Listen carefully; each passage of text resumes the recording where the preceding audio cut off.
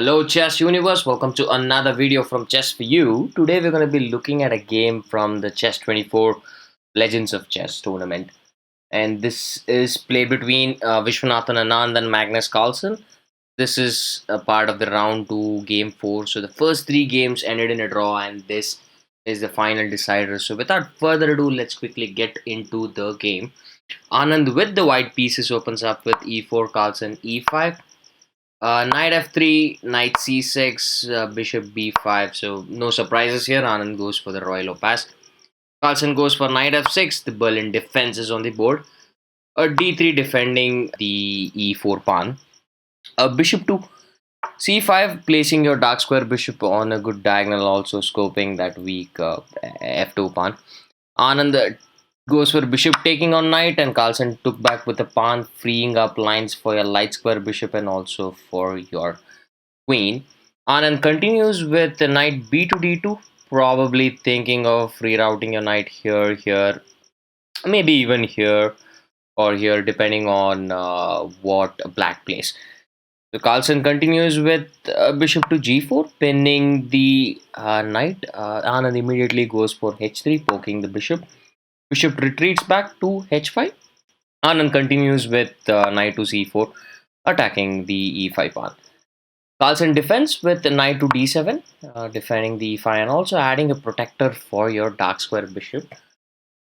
Anand continues with bishop to e3, staring at its counterpart, and probably if Carlsen takes back, and Anand will take back with the knight. However, Carlsen doesn't worry about this, but instead goes for f6, freeing up squares for a light square bishop. Carlsen would prefer to have his light square bishop on the board. Anand continues with queen to e2, activating the queen and also probably thinking of queen side castle or king side castle, keeping both options in hand. And with the same logic, Carlsen goes for queen to e7, opening up the possibility of castling either queen side or king side. Anand castles queen side, and Carlsen also castles queen side. And Anand goes for king to b1, a good preemptive move, and Carlsen goes for king to b8. Anand continues with knight c to d2, probably thinking of rerouting the knight to b3, opening up an attack on the dark square bishop. Carlsen retreats the bishop back, and Anand goes for knight to c4 again, opening up an attack on the dark square bishop. Carlsen simply puts forward his bishop to c5. So we're back in the same position again. I'm not entirely sure as to the rationale behind these set of moves, but I'm guessing it has to do with the psychological warfare. In any case, Anand does not repeat, but instead he goes for g4, poking the bishop, and bishop retreats back to f6, and also opening up an attack on the c4 knight. Anand continues with adding a protection to the c4 knight with knight f to d2, adding protection and also freeing up the f4 pawn for a probable push in the future. Carlsen continues with knight to f8, opening up lines for your rook and also thinking of knight to g6 in order to address the f4 pawn that Viswanathan has so planned.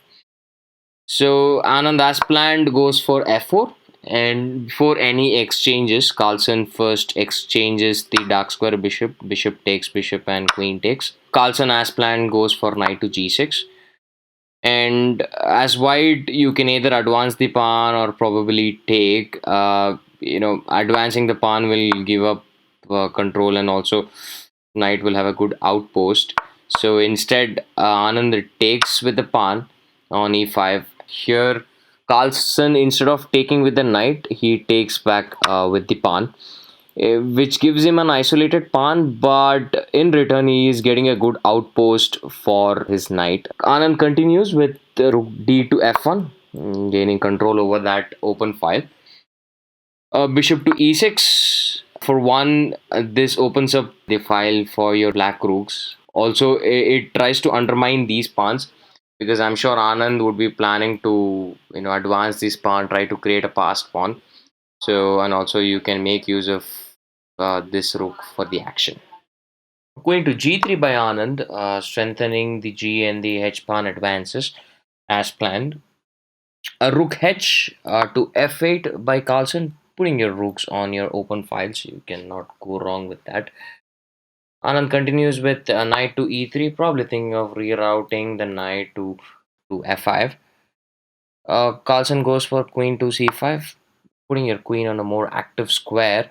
This comes with an attack on the knight, and the white queen is stuck guarding it at the moment. So Anand goes about exchanging the rooks. Rook takes and a rook takes.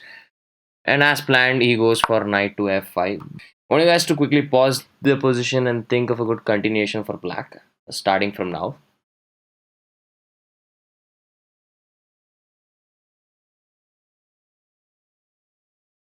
So I hope you guys were able to find the continuation, which is bishop takes on a2 with a check on the king, and as white taking on the bishop is practically forced, else you're simply a pawn down and the position is bad. Carlsen goes for queen to a5, checking the king, and after the king moves back, Carlsen takes back the knight. So Anand is simply a pawn down, but yeah, still continues with h5 as planned. He's pushing for the king side expansion, trying to create a passed pawn. Carlsen goes for rook to f7, adding a defender for the g7, also having a good control over the 7th rank. Anand continues with h6, attacking the knight. Knight goes to f4, which is the outpost that black has created. Anand continues with g5. Carlsen goes for a5, trying to expand on the queen side. Anand continues with knight back to e3, thinking of jumping to c4. Carlsen avoids his threat with queen to b4 and also pressurizing the white king. Anand continues with knight to c4, opening up an attack on the e5 pawn. Carlsen completely disregards this and goes for a4, trying to establish a checkmate threat on the b2 pawn. Anand introduces his own threat with the advance of the g pawn after pawn takes, rook to f6, rook h8 check, and king goes to the square available. And Anand goes for queen g4, opening up a checkmate threat with the rook, queen, and also knight. But however, this loses the game for white, and I want you guys to pause the video and think of a good continuation for black, starting from now.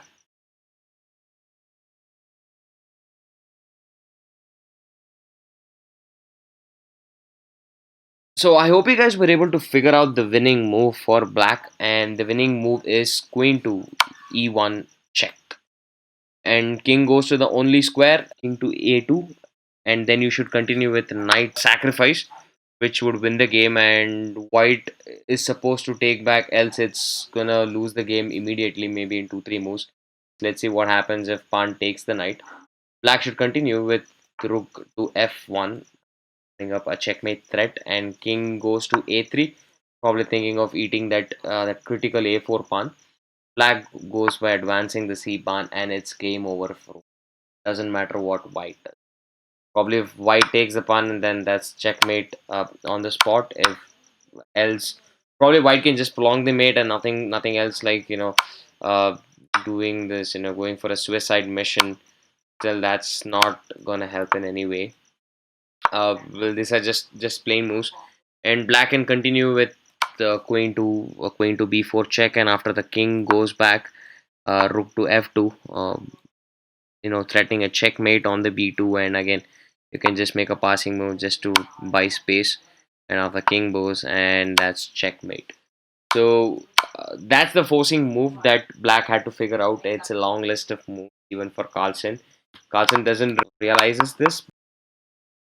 Okay, in this particular position, Carlsen actually goes by taking the pawn with a threat on the rook, and Anand, still oblivious to the mate threat, goes for rook to e8, still thinking of a checkmate threat.